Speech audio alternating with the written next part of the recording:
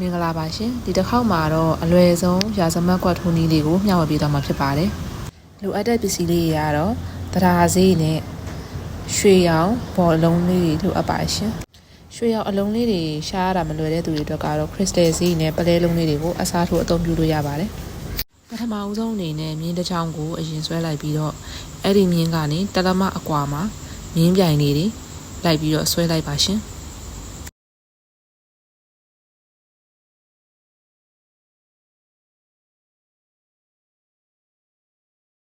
ပြီးတော့ရင်တော့အဲ့ဒီမြင်းလေးတွေရနေပြီးတော့တစောင်းနေထားပါတော့45ဒီဂရီအနေထားလောက်ဖြစ်မဲ့မြင်းတစောင်းကိုတလက်မ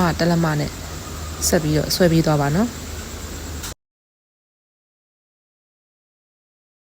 ပြီးတော့ရင်တော့ဒီလိုမျိုးအကွက်ကလေးတွေကိုရလာပါလိမ့်မယ်ရှင်ပထမဆုံးအနေနဲ့မြင်းတစ်ချောင်းပေါ်မှာအပ်ကိုအရင်ထုတ်လိုက်ပါမယ်ပြီးတော့ရင်တော့တရားစိတ်ကို6စိတ်ခောက်လိုက်ပါမယ်ရှင်တရားစိတ်6စိတ်ကောက်ပြီးတော့ရင်တော့ဒီမြင်းချောင်းလေးပေါ်မှာ6စိတ်စာနေရာရှာပြီးတော့အပ်ကိုထိုးလိုက်ပါမယ်ရှင်ပြီးတော့ရင်တော့အပ်ကိုတရားစိတ်တစ်စိတ်အကွာမှာပြန်ပြီးတော့ထုတ်ပေးပါရှင်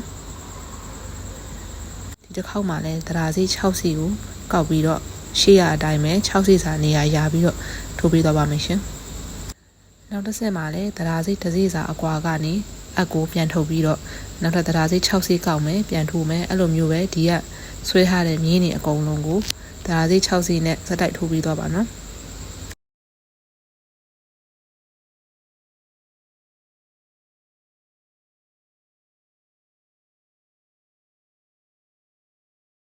ဒီဘက်တစ်ဖြတ်ထိုးပြီးသွားရင်တော့နောက်ထပ်ကြံတဲ့မြင်းတွေကိုလည်းအဲ့ဒီတိုင်းပဲ6စိတ်စီကောက်ပြီးတော့ဆက်ပြီးထိုးသွားပေးပါနော်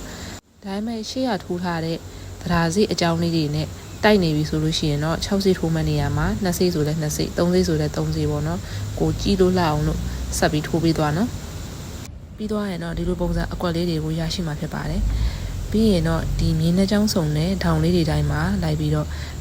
အကိုထုံမယ်တရားစိတ်တစ်စိတ်ရယ်ရွှေအောင်ဘောလုံးတစ်လုံးရယ်နောက်ထပ်တရားစိတ်တစ်စိတ်အားလုံးပေါင်း3ခုကောက်ပြီးတော့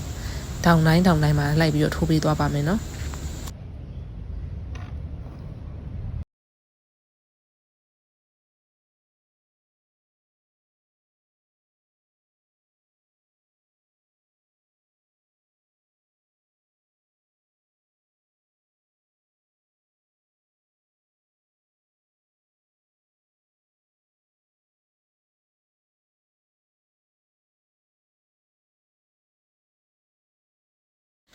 ဒီနေရာမှာကို idea ရှိရင်ရှိတယ်လို့မျိုးကြောက်ကလေးတွေတုံးလို့ရတယ်လို့ crystal စီပလဲစီနဲ့တခြားကိုကြိုက်တဲ့အယောင်လေးတွေကိုကြိုက်တဲ့ sequence အစိ design လေးတွေနဲ့စိတ်ကြိုက်တုံးလို့ရပါတယ်ရှင်ပြီးတော့ဒီတကြားစီလေးတွေနဲ့အတန်းလေးထိုးတဲ့နေရာမှာတကြားစီက6စိနဲ့ကောက်ရတာများတယ်ဆိုရင်လည်းဖန်စီရှည်ကိုအစားထိုးပြီးတော့အသုံးပြုလို့ရပါတယ်ရှင်မြင်းနှချောင်းစုံနဲ့ထောင်တိုင်းမှာဒီလိုမျိုးလေးတွေလိုက်ထိုးပြီးသွားတဲ့အခါမှာတော့ဒီလိုရာဇမတ်ကွက်ဒီဇိုင်းနှစ်လလေးကိုရရှိသွားမှာဖြစ်ပါတယ်ရှင်ဒီဒီဇိုင်းတွေကပေါ်ပါတွေမှာအထိုးများတာမို့လို့လိုက်ထိုးကြည့်ကြဖို့တော့ comment ပေးပါတယ်ရှင် Sequence Basic Online Class အကြောင်းသိလို့သူများအတွက်လည်းဒီ TikTok အကောင့်မှာသင်တန်းအကြောင်းကိုပင် post လေးထောက်ပေးထားပါတယ်ရှင်အဆုံးကြည့်ရှုပေးရတဲ့ကျေးဇူးတင်ပါတယ်အားလုံးမတတပါ